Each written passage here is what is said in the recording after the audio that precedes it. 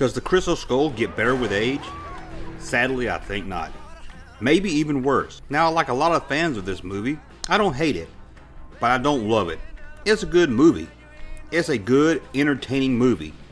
But it's not a good Indiana Jones movie. The bar with the first three is set so high, I'm not even sure if Crystal Skull could have reached the bar, but it doesn't even get close. What's my main issues with the Crystal Skull? It doesn't feel like an Indiana Jones movie.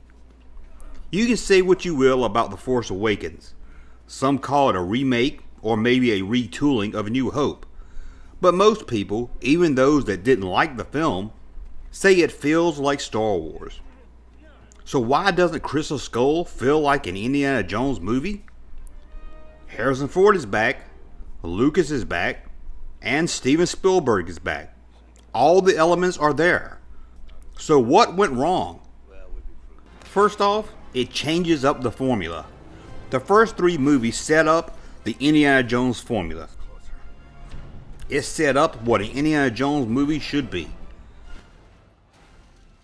Raiders opens with a small story unrelated to the rest of the movie. Sure, it does set up Indiana Jones and Belloc's hatred for each other. But the idol never comes back into play. In Temple of Doom, it opens with an unrelated story about the remains of Muhachi.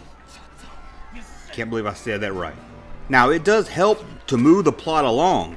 It gets the movie started, but it has nothing to do with the rest of the film. Muhachi never comes back into play. The Last Crusade jumps back with a story of young Indiana Jones, and that small adventure has nothing to do with the rest of the movie. Other than setting up the tension between Indiana Jones and his father, the rest of the opening has nothing to do with The Last Crusade. What about Crystal Skull? It ignores this setup that the other movies had, and being that this is right at the start of the movie, very quickly you're starting to feel something is off, even if you can't place it just yet. Sure, it does have a little adventure at the start, but unlike the others, this seems to have something more to do with the plot. There's an alien, and it seems to be like the same type of alien at the end of the film. This never feels like its own separate little adventure story, unlike the other three movies have set up. Second, the Crystal Skull asks the viewers way too many times to suspend our disbelief. In the first three movies, they have things that are supernatural or hard to believe. For Raiders, it's being dragged behind a truck or the melting faces of Nazis. Temple of Doom, we have jumping out of a raft or pulling someone's heart out while they're still alive. All the movies ask you at some time to suspend disbelief. But Crystal Skull seems to ask you to suspend belief way too many times. Some really hate the nuke in the fridge when Indiana Jones gets in a refrigerator and is saved by atomic blast. As far-fetched as that is, I have no real issue with this. As I said, some of the movies in the past at times have asked you to suspend disbelief. Is it kind of dumb that Indy can survive in this refrigerator? Sure it is. But is it also kind of dumb that Indy can jump out of an airplane in a raft, slide down a snowy mountain and into a river? Yes, that's dumb also. But we give it a pass because it's Indiana Jones. But Crystal Skull goes too far. From using a snake as a rope, Mutt swinging around like Tarzan on CGI vines, big ants pulling a man into an ant bed. And to me, the single worst thing that pulled me out of the film, huge trucks that cut down trees.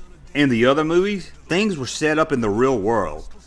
Sure, maybe it couldn't happen, but everything was real world. Tanks, submarines, elephants, rope bridges, planes, everything was set in the real world. Here we have a whole new type of vehicle that never existed, and even if it did exist, it wouldn't have worked.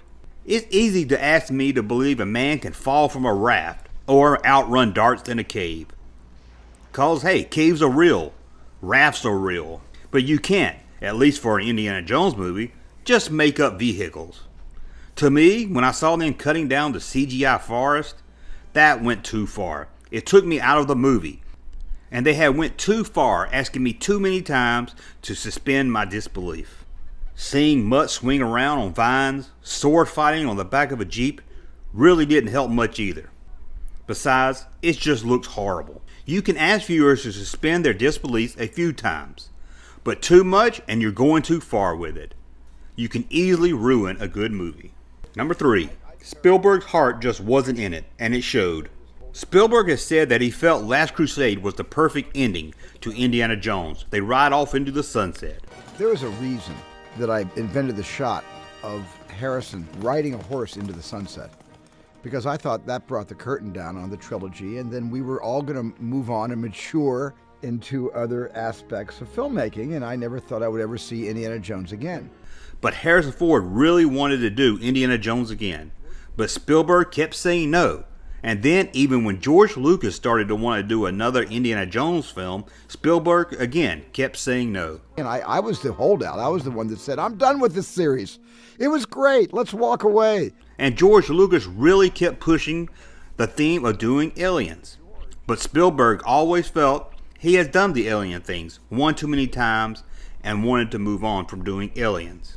Spielberg said finally, to humor George Lucas, he agreed, thinking, they'll never get around to making this movie, and if they do, he probably wouldn't direct it, and some young director would. I resisted, but I also never thought I'd be making Indiana Jones 4. So I guess I kind of humored George by going along with it, thinking, well, I'll never wind up directing this movie, though. I'll wind up producing it with George and somebody else. We'll get some young kid to come in and do this, you know.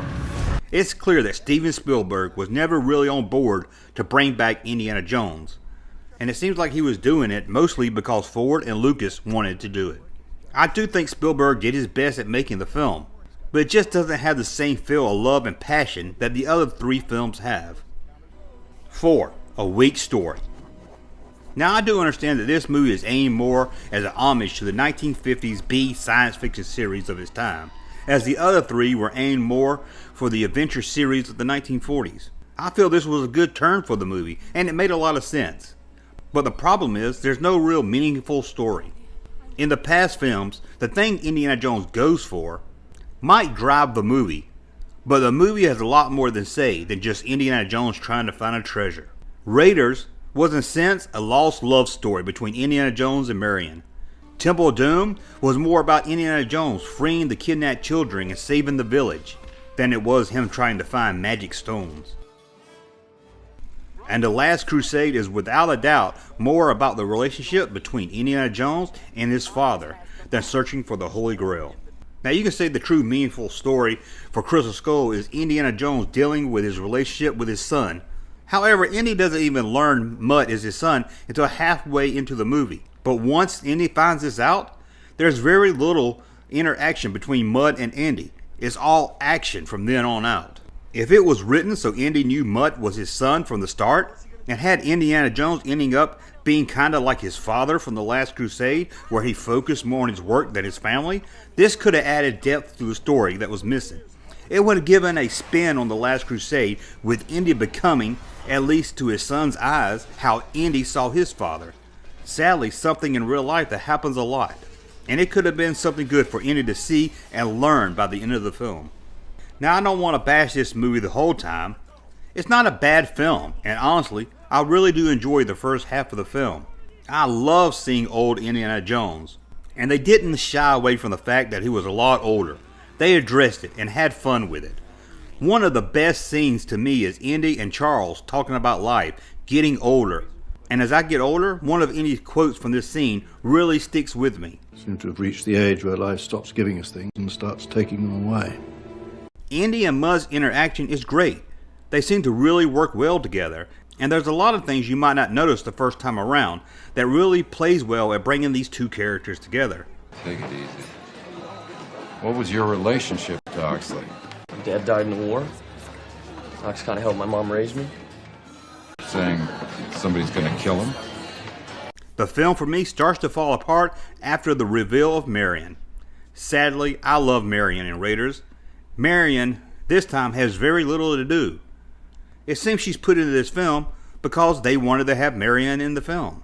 Sure, her and Indy have some nice little moments, but overall, there isn't really much for her to do other than just tag along with Indy and the rest. As for Mutt, I really don't hate him as some do. I feel Shia LaBeouf and Harrison Ford work well together. As for Harrison Ford as Indiana Jones, he never once felt like he was phoning it in. However, unlike the other films in the series, Indy here is never really in much danger. In the other films, Indy always seems to get his ass kicked, and somehow right at the end, get lucky. We never really get that here. The closest we get is his fight with the big Russian, but he mostly holds his own ground with the big Russian. That is until the ants attack the Russian, but Indy himself is never in really any harm, not even from the ants. Sadly, after 10 years, this movie didn't grow on me. Again, I think it's an okay movie. It's a good movie. But it fails on so many levels as the Indiana Jones movie. Even my son, who's a huge Indiana Jones fan, grew up on all 4 of these films, without the huge break in between. I would say he loves Indiana Jones more than Star Wars. He went almost a full year going everywhere dressed as Indiana Jones. How does he feel about the Crystal Skull? He will watch it, he will enjoy it, but he would tell you it's the worst Indiana Jones movie by far. So even someone that grew up with the newest Indiana Jones movie being an old Indiana Jones movie, he feels about the same as everyone else. That is a good movie, but it's not at all a good Indiana Jones movie. Hey, Jumpman channel popping though. Thank you, sir, for that unsolicited testimony.